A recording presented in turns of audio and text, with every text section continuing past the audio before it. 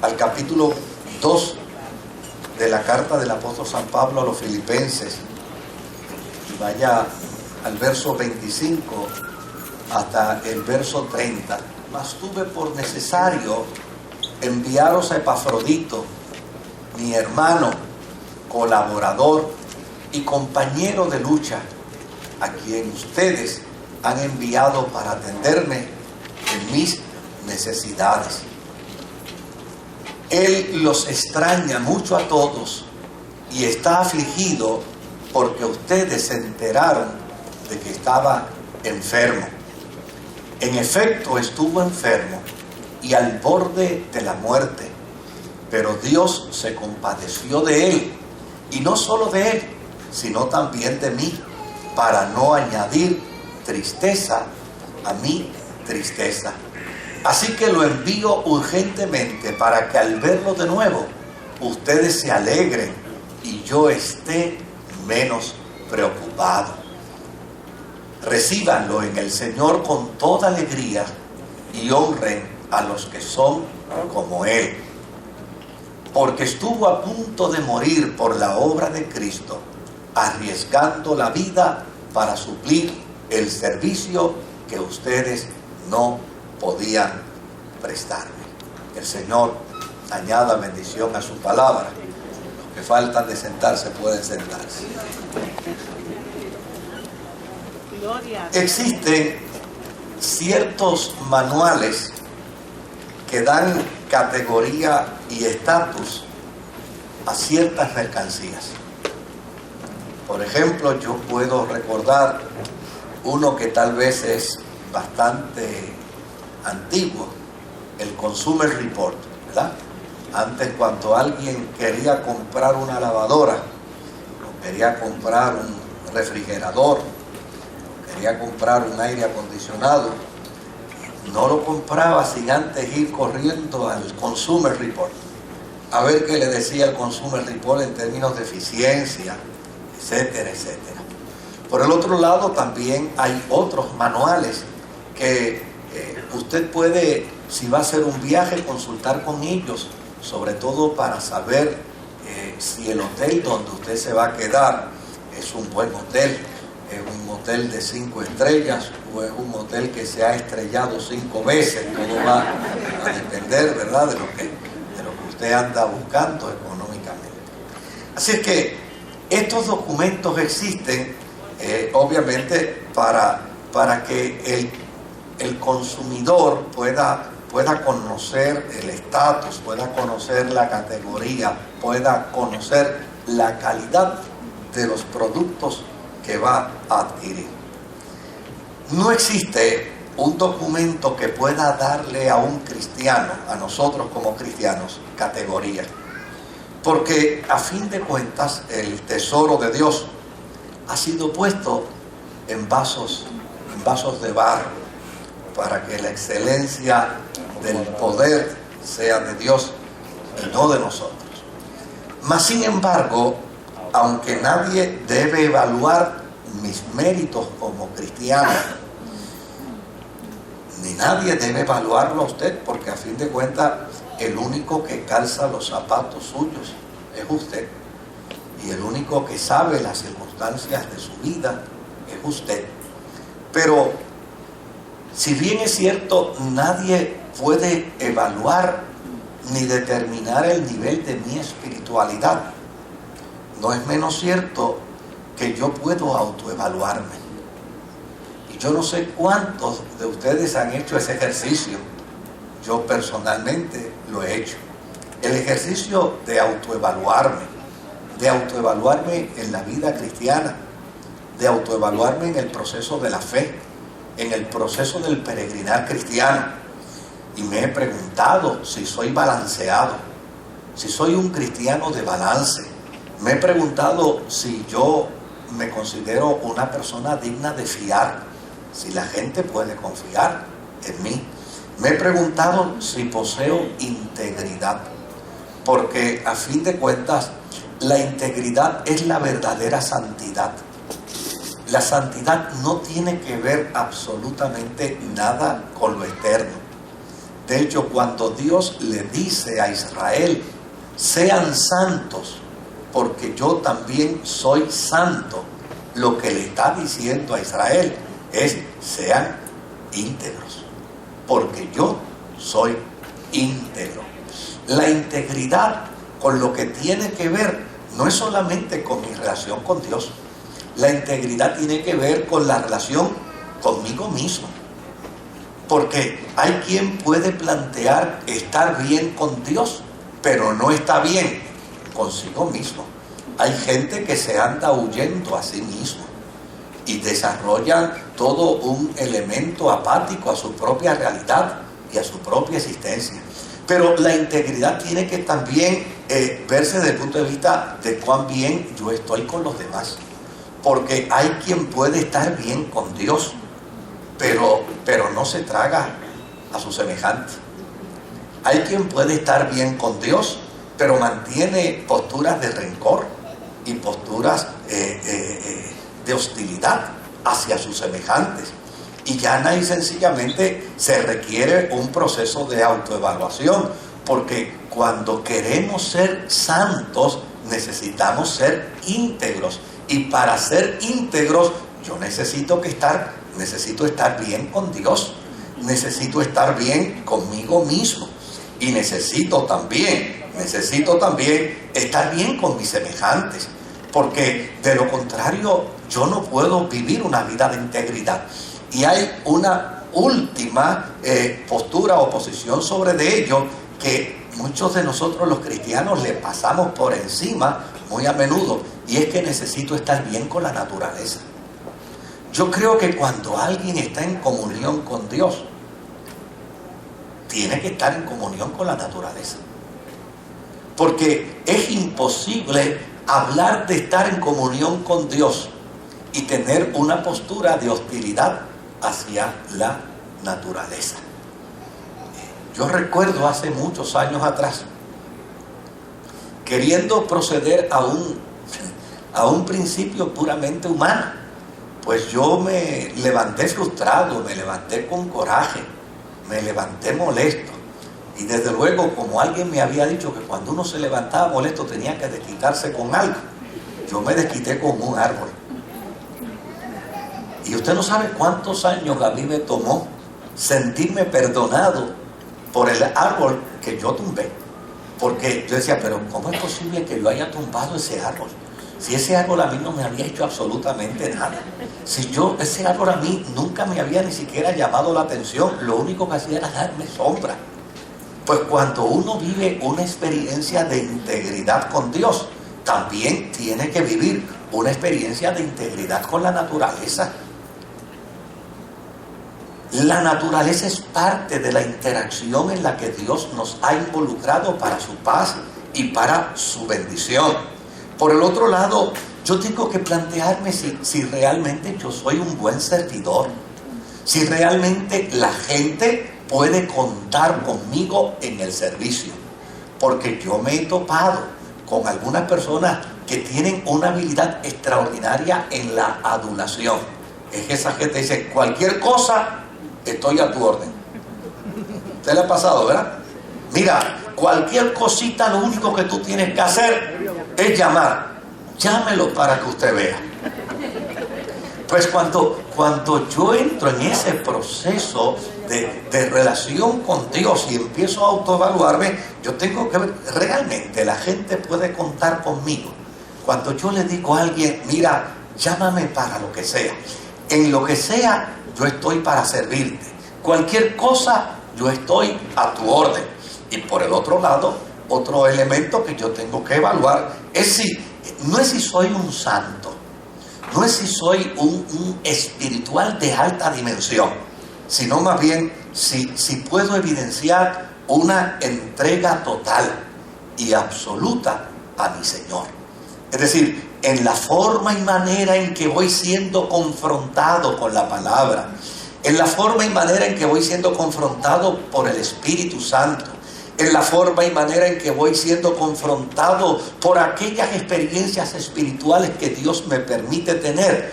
¿Cuántas cosas voy dejando en el camino que a Dios no le agradan. Cuando uno mira las Sagradas Escrituras, uno ve la sinceridad con la que la Biblia habla de cada una de las personas, de cada uno de los seres humanos. Por ejemplo, la Biblia habla de sus protagonistas y habla de ellos en términos de sus virtudes y sus defectos.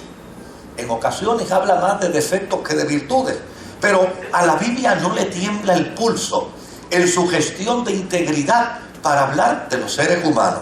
Por ejemplo, la Biblia habla de reyes y habla de sacerdotes y habla de profetas y dice de ellos las virtudes y los defectos que tienen. Por ejemplo, habla de un profeta Elías, un hombre que es capaz de enfrentarse a 400 profetas de Baal y probar que su Dios produce fuego aún en medio del agua. Sin embargo, por el otro lado, ese mismo profeta, cuando una mujer le dice te voy a matar, sale huyendo y sale al desierto desesperado. Pues la Biblia cuenta la historia de ellos. De hecho, también habla de las virtudes de un Samuel, de un Isaías, de un Habacuc, de un Ageo, de un Esteban, de un Juan el Bautista. Y la Biblia habla de los hombres y de las mujeres, planteando la verdad de cada uno de ellos. De hecho, la Biblia fue detrás de Jesús. Mire qué interesante. La Biblia fue detrás del ministerio de Jesús. La Biblia fue detrás de sus actitudes. La Biblia fue detrás de sus respuestas. La Biblia fue detrás de sus tentaciones. ¿Y sabe la conclusión que la Biblia tiene de Jesús? Dice, fue tentado en todo, pero sin pecado. Lo que quiere decir es que cuando la Biblia fue a emitir una opinión de Jesús, si hubiera encontrado defectos en Jesús, lo hubiera dicho. Así de íntegra es la palabra de Dios. Desde luego, cuando la Biblia habla de sus personajes, habla de sus protagonistas, dice de ellos las virtudes, dice de ellos los defectos, porque a fin de cuentas, querido, a fin de cuentas, el poder de Dios es tan grande, capaz de trabajar con nuestras virtudes y con nuestros defectos. Dios puede hacer con nosotros una obra extraordinaria. De hecho, cuando yo leo en las Sagradas Escrituras el llamamiento que Dios le hizo a cada uno de los discípulos, a cada uno de sus discípulos, a mí me parece, y esto es una pura especulación, a mí me parece que cuando Jesús llamó a Pedro, vio en Pedro las posibilidades de errar, pero aún así lo llamó. Y cuando llamó a Juan, cuando llamó a Santiago, cuando llamó a Andrés, cuando llamó a Felipe, en cada uno de ellos vio las posibilidades de errar, pero a pesar de ello los llamó. Porque a fin de cuentas, cuando Dios nos llama, no nos llama por nuestras virtudes, nos llama por nuestras potencialidades, nos llama por nuestras capacidades, nos llama porque Dios ve más allá aún de lo que nosotros podemos ver de nosotros. Muchas veces nosotros podemos ver de nosotros, óigame, fragilidad. Muchas veces nosotros podemos ver de nosotros impotencia, incapacidad, pero Dios ve en nosotros lo que todavía de nosotros no ha despertado, lo que todavía de nosotros no se ha desarrollado.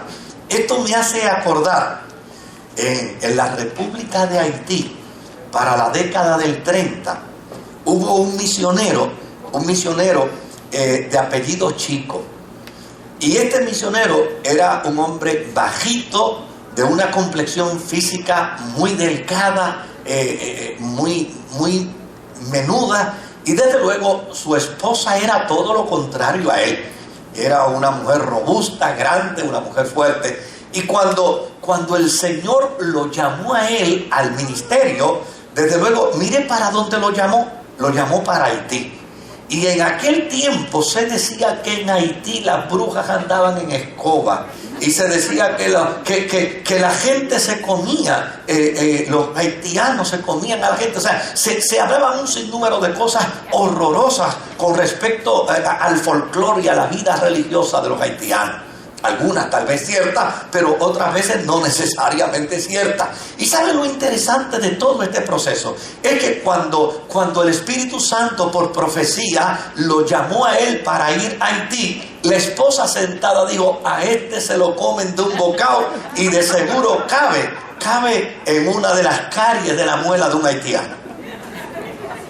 Y ella, acabando de decir eso, ella cuenta que el Espíritu Santo la levantó del piso, la tiró al suelo, y dice que cuando cayó al suelo, tan grande como era, escuchó una voz que le dijo: a él lo envío a Haití y a ti te ordeno que lo sigas.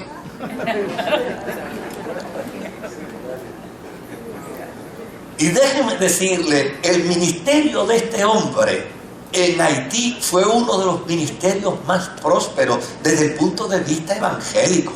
Su tarea todavía hoy, después de más de 50 años, todavía hoy se recuerda con cariño en Haití, y se plantea de él un hombre que desarrolló no solamente un ministerio de iglesia, sino de orfelinato, de clínicas de servicio, de tarea misional, de tarea sociológica, porque a fin de cuentas probablemente él no había visto todas sus capacidades, su esposa mucho menos. Pero cuando Dios nos ve, no solamente ve lo que somos, no solamente ve nuestras limitaciones, Él también ve nuestras capacidades y nuestras potencialidades. Este es el caso de Epafrodito, un hombre que tal vez a ninguna de las mujeres de aquí le gustaría ponérselo a su hijo o a su nieto. Epafrodito. Pero desde luego Epafrodito en el contexto griego tiene un significado muy particular. En el contexto griego, Epafrodito quiere decir atrayente, buen mozo. Por lo tanto, si a usted no le gusta el nombre, por lo menos yo estoy seguro que le gustaría las cualidades, ¿verdad?, del significado del nombre. Así es que si nosotros fuésemos a poner la persona de Epafrodito al juicio de estos manuales que dan categoría y estatus a ciertas cosas, sin lugar a duda tendríamos que llegar a la conclusión que Epafrodito es un cristiano de 5 estrellas. Tal vez no era un predicador, tal vez no era un líder dentro de la comunidad de Filipo. De hecho, la razón por la que tal vez le enviaron a asistir a Pablo en Roma es porque su ausencia dentro de Filipo no se iba a echar de menos. Porque si hubiera sido el director del coro de la iglesia de Filipo, de seguro hubieran dicho: no lo podemos mandar, porque si lo mandamos a él, se nos queda el coro sin dirección. Si hubiera sido probablemente el presidente del cuerpo de diáconos de la iglesia, le hubiera dicho: no lo podemos enviar, porque si mandamos al presidente de diáconos de nuestra iglesia para Roma, se nos queda el cuerpo de diáconos sin presidir. Así es que, con probabilidad, Epafrodito era un individuo dentro de la comunidad de Filipo que hacía un número más. Pero mire qué extraordinario. Tal vez pensaron: vamos a enviarlo porque a fin de cuentas él allá en Roma va a servir bien a Pablo, va a ayudar bien a Pablo, pero por el otro lado a nosotros no nos hace mella su ausencia, a nosotros no nos va a afectar mucho el que no esté en medio de nosotros. Así es que Epafrodito fue enviado a Roma para asistir a Pablo porque estaba preso. Y a la misma vez le pidieron a Epafrodito que llevara una ofrenda para Pablo, porque desde luego Pablo había pedido la ayuda a la iglesia de Filipo, y desde luego la iglesia de Filipo tenía un compromiso con la obra misionera y con el ministerio del apóstol San Pablo. Pero cuando Epafrodito llegó a Roma, una enfermedad de muerte lo atacó y su condición se hizo precaria. Ahora, un hombre que fue enviado para atender a un rey, una persona que fue enviada para ayudar, una persona que probablemente estuvo diciéndose: me están dando una oportunidad, me están dando la oportunidad en la iglesia de que yo pruebe que soy un buen servidor, me están dando la bendición de que yo pueda ir y asistir al apóstol San Pablo, yo voy a hacer un trabajo de maravilla. ¿Cómo pudo haberse sentido de defraudado? ¿Cómo pudo haberse sentido de abatido Epafrodito cuando en lugar de asistir a Pablo tuvo que asistirlo a él? En lugar de cuidar a Pablo tuvo que cuidarlo a él. De hecho, su enfermedad trajo tal situación que el apóstol San Pablo testifica y dice: yo me sentí profundamente preocupado por su condición, porque la enfermedad de Epafrodito llegó a parecer una enfermedad como de muerte. Desde luego, gracias al cuidado del Señor, gracias a la providencia divina, gracias al cuidado del apóstol San Pablo, él pudo vencer aquella crisis y pudo recuperarse. Pero aquí es cuando Epafrodito comienza a crecerse. Aquí es cuando Epafrodito comienza a demostrar que él es un cristiano de 5 estrellas. ¿Y sabe dónde comienza Epafrodito a crecerse? Epafrodito comienza a crecerse cuando supo que la iglesia de Filipo estaba preocupada por su salud. Cuando supo que la iglesia de Filipo estaba preocupada porque se enteró que había estado gravemente enfermo en Roma. Y cuando él supo que la iglesia tenía preocupación por él, ¿sabe lo que le dijo inmediatamente a Pablo? Le dijo: yo quiero llegar a Filipo para probarle a los hermanos que ya yo estoy bien. Es decir, Epafrodito se convierte en un cristiano que se preocupa por los que se preocupan por él. En un cristiano que comienza a desarrollar un sentido de compasión por aquellos que pueden manifestar cierta preocupación por su vida. Epafrodito se convierte en este cristiano que ha determinado en su vida que nadie jamás se va a sentir por él, que nadie jamás va a padecer por su culpa, que nadie jamás va a tener dolor por sus actitudes, que nadie jamás va a tener momentos de incomodidad como resultado de sus decisiones. Epafrodito se convierte, porque así es como los hombres y las mujeres crecen en el ministerio, cuando la preocupación de otros viene a ser nuestra ocupación. Desde luego, el apóstol San Pablo probablemente cuando llegue a Filipo, Epafrodito, los cristianos pudieran muy bien desanimarlo, porque probablemente algunos le dirían: Ave María, te mandamos para que cuidaras a Pablo y finalmente te tuvo que cuidar él a ti. Te mandamos para que fueras de bendición a Pablo, o te mandamos para que fueras su escudero y él tuvo que cuidarte, tuvo que atenderte.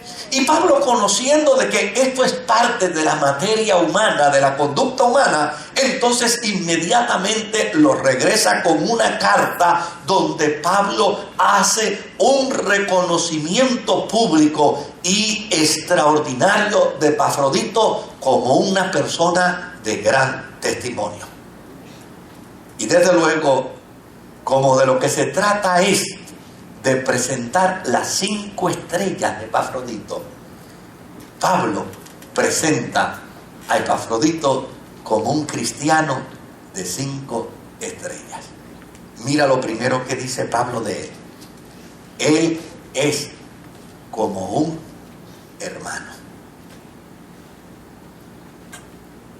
Él es como un hermano. Es decir, en la relación de Epafrodito conmigo no hubo fronteras, En la relación de Epafrodito conmigo no hubo divisiones. En la relación de Epafrodito conmigo lo único que hubo fue una relación de hermandad. A tal punto que Epafrodito y yo pudimos concluir que somos provenientes del mismo lavacro de la sangre del Calvario, que somos unidos a Dios Padre y que por la gracia de Dios estamos vinculados a la iglesia. Porque a fin de cuentas, yo quiero que usted sepa, ¿usted se acuerda en aquella ocasión cuando Jesús estaba con sus discípulos y alguien se le acercó y le dijo: Jesús, allá afuera está María, tu mamá, y están tus hermanos? Y ustedes recuerdan la respuesta de Jesús, ¿verdad? ¿Cuál fue la respuesta de Jesús? Mi madre y mis hermanos son estos que hacen la voluntad de mi Padre. Y tal vez usted ha leído eso y usted probablemente no ha chocado con la implicación de esa expresión de Jesús. Pero ¿sabe lo que quiere Jesús decir con ello? La verdadera consanguinidad, la verdadera relación de familia está en aquellos que pertenecen al cuerpo de Cristo. La verdadera relación, desde luego, como la experiencia de la fe tiene que ser una experiencia de concienciación. Hasta que los cristianos no comencemos a concienciarnos de esa gran realidad, probablemente no se haga parte de nuestra vida. Pero déjeme decirle algo: no existe alguien más cercano a usted que aquel a quien Dios ha lavado con su misma sangre. No existe alguien más vinculado a usted que aquel que viene a conformar, ser parte del cuerpo de Jesucristo. La verdadera familia. El gran problema es que nosotros los cristianos hemos trabajado dentro de una sociedad secularizada, y dentro de una sociedad secularizada prácticamente estamos enfocados a un proceso de religión distanciada los unos a los otros. Pero déjeme decirle algo: cuando nosotros estemos en la eternidad, el único amor que va a existir no es el amor que yo le tengo a papá. El único amor que va a existir no es el amor que yo le tengo a mamá. El amor que va a existir no es el amor que yo le tengo a mi esposa. El amor que va a existir no es el amor que le tengo a mis hijas. El amor que va a existir no es el amor que le tengo a mis nietas. Óigame, acá ese amor es extraordinario, pero cuando estemos en la eternidad, el único amor que va a existir es el amor de hermanos. La primera estrella de Epafrodito es que Epafrodito es un hermano. Es alguien que ha entendido la trascendencia de la relación en el cuerpo de Jesucristo. Desde luego, yo puedo compartir la experiencia de la fe cuando me concientizo, cuando entro en ese proceso de concienciación desde el punto de vista bíblico. Yo estoy unido a Dios. Yo estoy vinculado al cuerpo de Cristo. Por lo tanto, estoy vinculado a la iglesia. ¿Qué más cerca de mí que mi riñón? ¿Qué más cerca de mí que mi corazón? Mi hermano, a los que yo amo con todas las fuerzas de mi corazón, no están tan cerca de mí como está mi corazón, como está mi riñón, como están mis manos.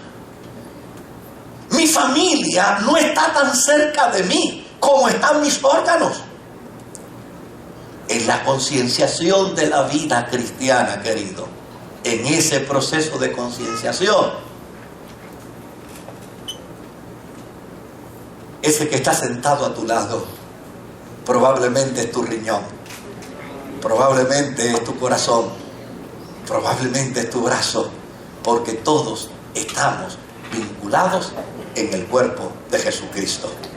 La segunda estrella que el apóstol San Pablo le da a Epafrodito es que le llama mi colaborador.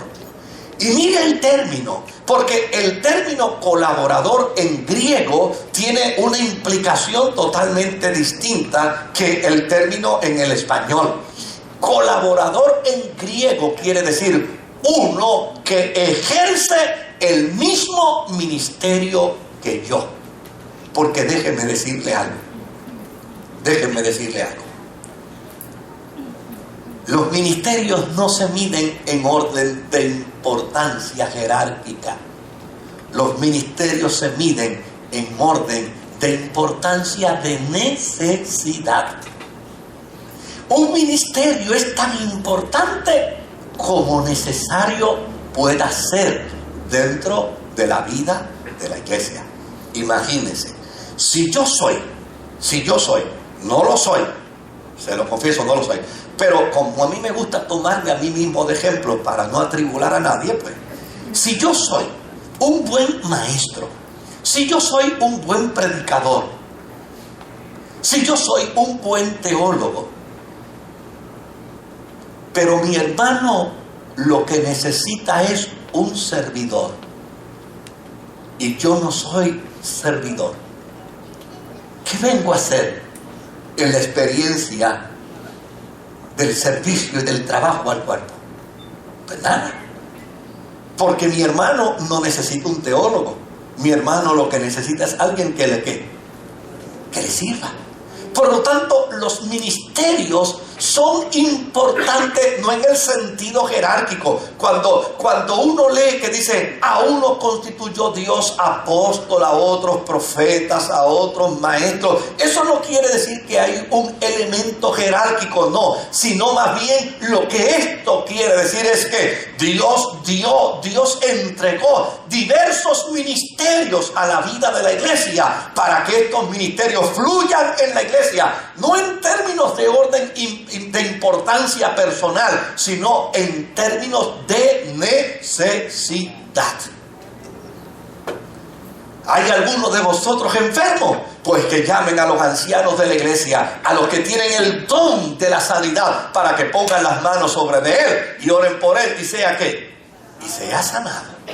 ¿Se da cuenta? Y desde luego cuando Pablo dice Epafrodito es un colaborador, es alguien que conoce la visión, la ama y trabaja en pro de ella. Es alguien que comparte la misma fe que yo proclamo para que otros crean en Jesucristo.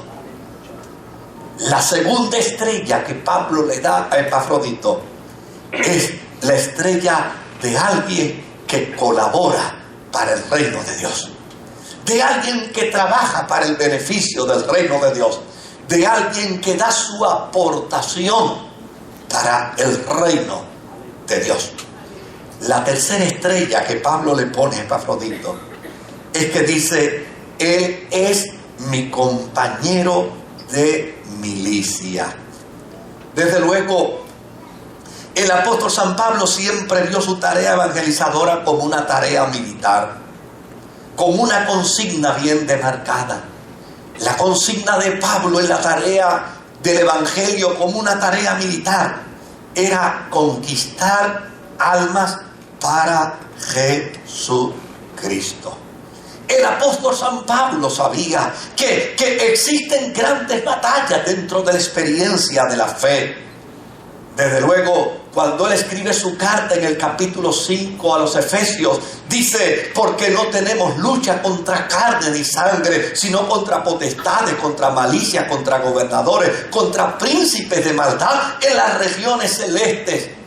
Hacen falta Epafroditos en la iglesia, hombres y mujeres con un sentido de espiritualidad tan profundo que puedan trabajar en la conquista espiritual, que puedan trabajar en la conquista de almas, porque a fin de cuentas la iglesia tiene un solo fin, tiene una sola finalidad. La finalidad de la iglesia no es hacer un templo precioso, la finalidad de la iglesia no es hacer desarrollos y proyectos arquitectónicos, no, la finalidad de la iglesia es llana y sencillamente que todos los hombres y todas las mujeres puedan conocer a Jesucristo. La cuarta estrella que Pablo le pone a Epafrodito dice: Él es vuestro mensajero. La iglesia de Filipo fue la iglesia más empática, fue la iglesia más amigable, fue la iglesia más fiel que tuvo el apóstol San Pablo. Y sabe,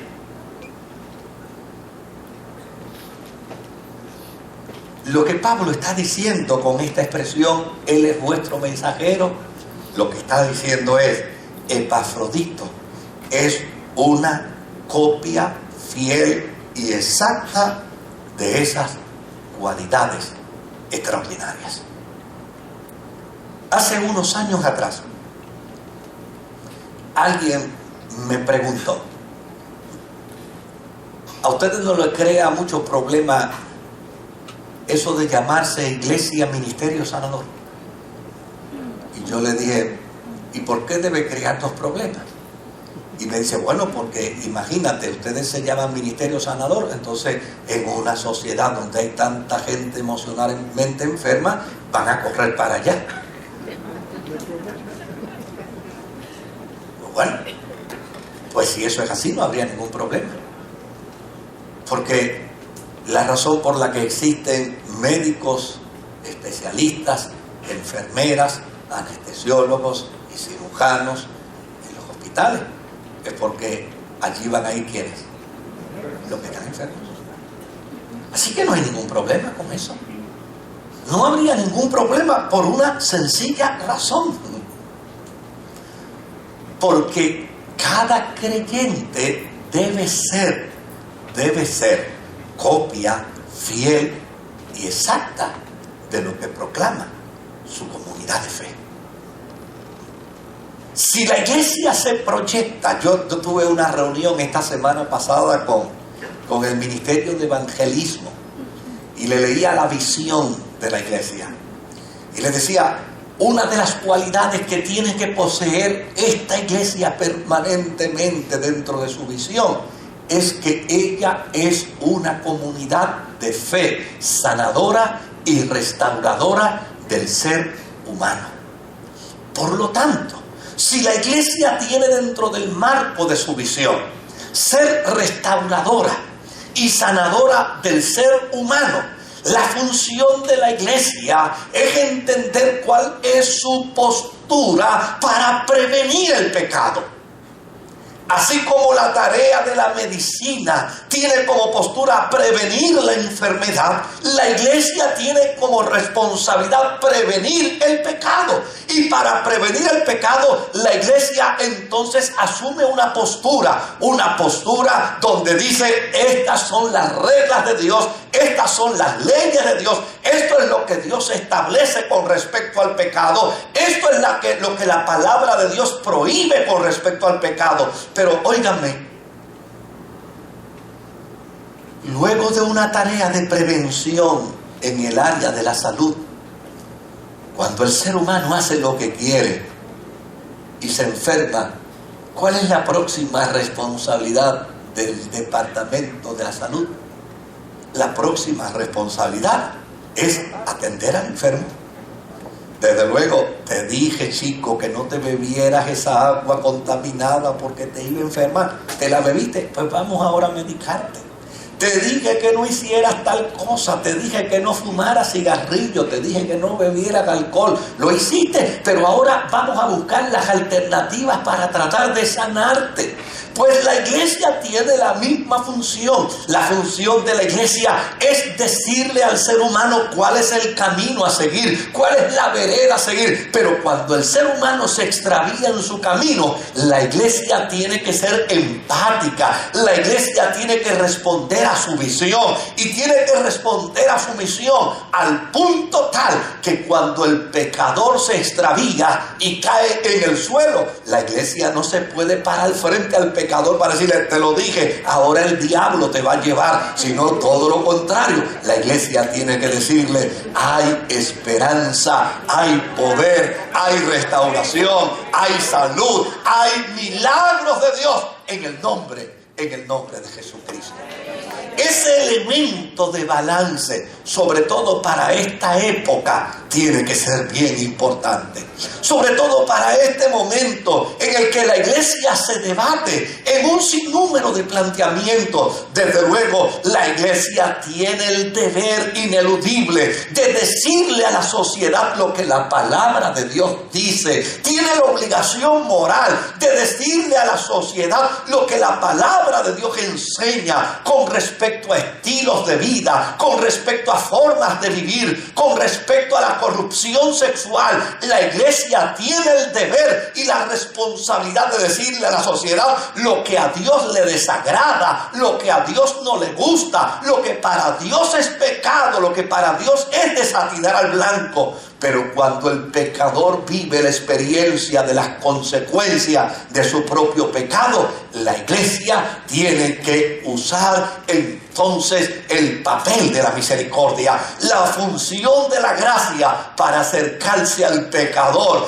y decirle: todavía estás frente al Dios de las 1001 oportunidades. Epafrodito era un cristiano de 4 estrellas hasta aquí, porque sabía precisamente ser copia fiel y exacta de las cualidades de la iglesia de Filipo. La 5ª estrella de Epafrodito dice: él es ministrador de mis necesidades.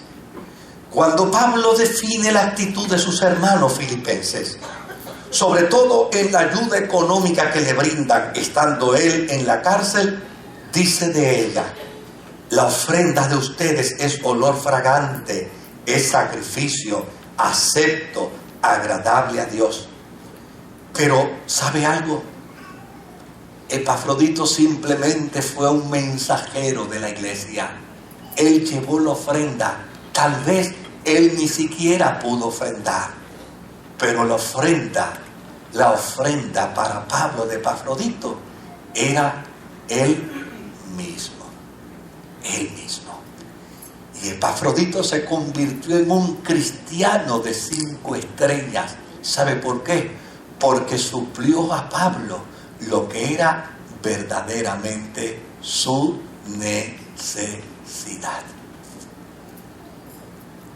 Nosotros necesitamos entender esa perspectiva de vida cristiana, porque probablemente damos a la gente lo que la gente no necesita.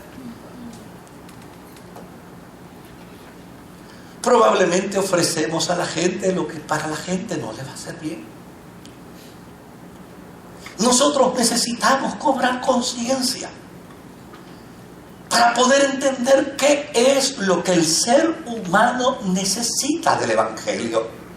¿Qué es lo que el ser humano necesita de la fe que profesamos? ¿Qué es lo que nuestro hermano necesita en su necesidad, perdonando la redundancia? ¿Cuál es la necesidad vital de mi hermano en medio de su problema, en medio de su crisis, en medio de su aflicción? Probablemente,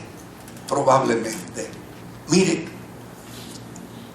hace unos años atrás, aquí vino una mujer.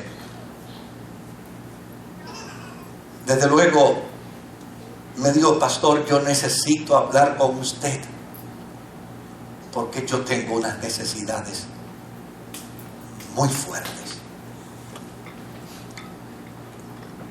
Me senté a escucharla. Me habló de sus problemas económicos. Me habló de su crisis de trabajo.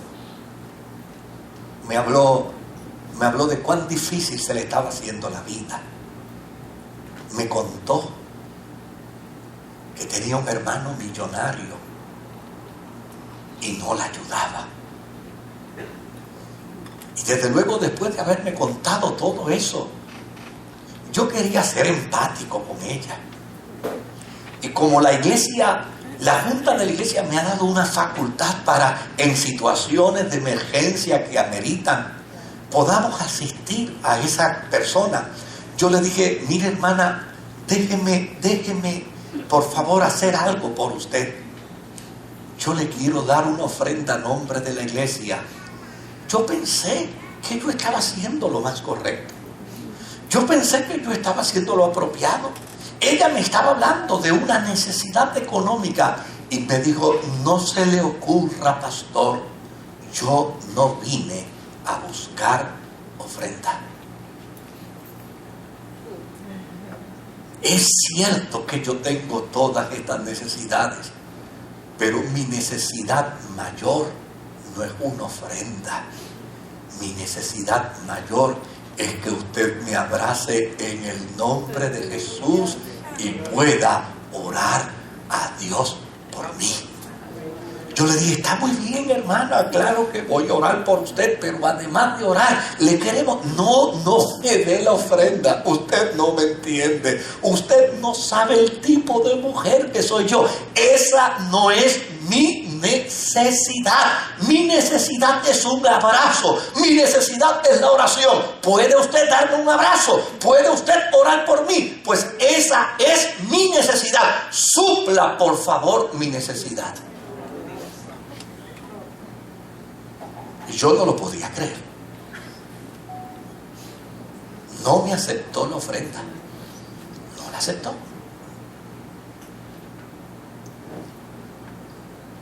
Por un tiempo más la seguí viendo. En ninguno de los momentos me aceptó la ofrenda.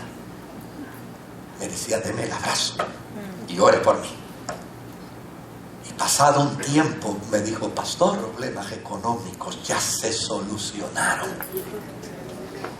Lo único que me queda es su abrazo. Lo único que yo siento todavía es el abrazo suyo. Óigame, Epafrodito se convirtió en un cristiano de 5 estrellas, porque ella y sencillamente se presentó ante Pablo para decirle, yo vengo a traerte una ofrenda a nombre de la iglesia en la que yo persevero, pero la ofrenda para ti, de mi parte, será mi servicio, será mi ayuda, será mi abrazo, será mi preocupación, será mi intención de servirte, será mi intención de apoyarte, porque a fin de cuentas hay necesidades del alma que no se resuelven con dinero. Hay necesidades del corazón que no se resuelven con chavos ni con cheques. Hay necesidades del alma y del espíritu que solamente un abrazo, solamente un beso, solamente una presencia silente al lado de uno son las que la pueden suplir.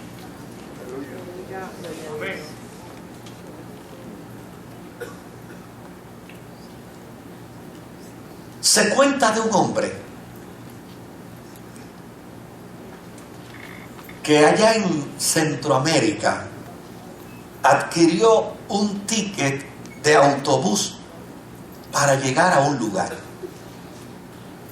Llegó hasta el lugar donde vendían los tickets y sorprendentemente cuando pidió el ticket para llegar al lugar, la persona que vendía los tickets le dijo, ¿usted quiere un ticket de primera o de segunda o de tercera? Y desde luego, como este hombre estaba acostumbrado al glamour,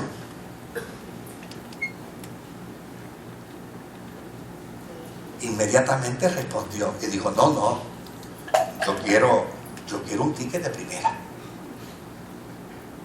El vendedor de los tickets no le dijo el precio del ticket de primera, ni del de segunda, ni del de tercera. Pero como él pidió un ticket de primera, el vendedor de ticket le vendió el ticket de primera. Le dijo, ¿cuánto es? Y él dijo, 10 centavos. Así que el hombre pagó sus 10 centavos, entró al autobús y dijo, yo voy en primera por 10 centavos. Desde luego, cuando entró al autobús preguntó, ¿cuáles son los asientos de primera? Y el que acomodaba en el autobús le dijo, no señor, usted se puede sentar donde quiera. Lo mismo al frente que en el medio, que a la parte de atrás. Dice, pero es que yo compré un ticket de primera. Le dice, sí, pero no hay ningún problema. Usted puede sentarse donde quiera, aproveche y siéntese rápido, porque si no tal vez pierda la posición en la que usted quiere estar. Así que el hombre entró al autobús, se sentó donde mejor pudo y allí estaba preguntándose, ¿y entonces para qué me vendieron un ticket de primera? ¿Para qué me preguntaron si mi ticket era de primera o si era de segunda o si era de tercera? Bueno, el viaje comenzó y siguió el viaje en el camino y de repente, el autobús se detuvo en medio de un fangal en la carretera. Era un fango de estos rojizos. Y cuando el autobús se detuvo allí, entonces gritó. Los de tercera clase se quedan dentro del autobús. Los de segunda clase se bajan y continúan caminando a pie. Los de primera clase se bajan y empujan.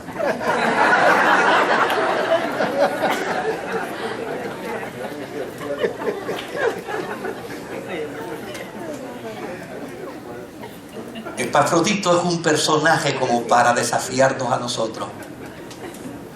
¿Qué tipo de pasajero en la guagua de la fe tú quieres ser? Si quieres ser uno de los que se quedan en el autobús, si quieres ser uno de segunda que se va a pie, o si llana y sencillamente eres de los de primera clase. Los de primera clase en esta lección no son los que se quedan en el autobús, ni son los que se van a pie. Los de primera clase en esta lección no son los que salen corriendo en medio de los problemas. Los de primera clase en esta lección no son los que abandonan la comunidad de fe por las circunstancias que puedan suceder. Los que son de primera clase no son los que rompen su contrato de vida cristiana con el Señor cuando les viene la primera prueba, cuando les viene el primer problema, cuando les viene la primera dificultad. Los de primera clase son los que se bajan y dicen, si hay que empujar, empujamos. Si hay que servir, servimos. Si hay que ayudar, ayudamos. Porque a fin de cuentas, en la experiencia de la vida cristiana, lo que es importante es qué clase de creyente yo quiero ser en mi servicio al Señor. ¿Qué clase de cristiano yo quiero ser en la obra de Dios? ¿Qué clase de comportamiento yo quiero tener en medio de mi experiencia de vida comunitaria?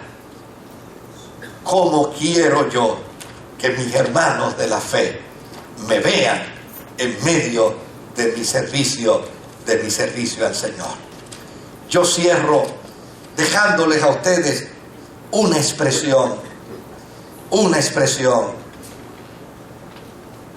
del apóstol San Pablo en 2 de Corintios, en el capítulo 8 y verso 23, donde dice, en cuanto a Tito, es mi compañero y colaborador entre ustedes, y en cuanto a los otros hermanos, son enviados de las iglesias.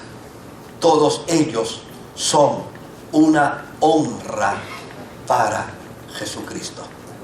¿Qué clase de cristiano quiero ser? ¿Qué miembro de comunidad yo quiero ser? Pues yo quiero ser uno que sea honra para la iglesia. Uno que cuando la iglesia me necesite pueda decir presente. Uno que adquiera el ticket de primera clase, pero no para sentarme distraído, sino para decir, cuando me necesiten para empujar, aquí estoy. Vamos a empujar hasta que llevemos la carreta al lugar seguro. Que el Señor me los bendiga.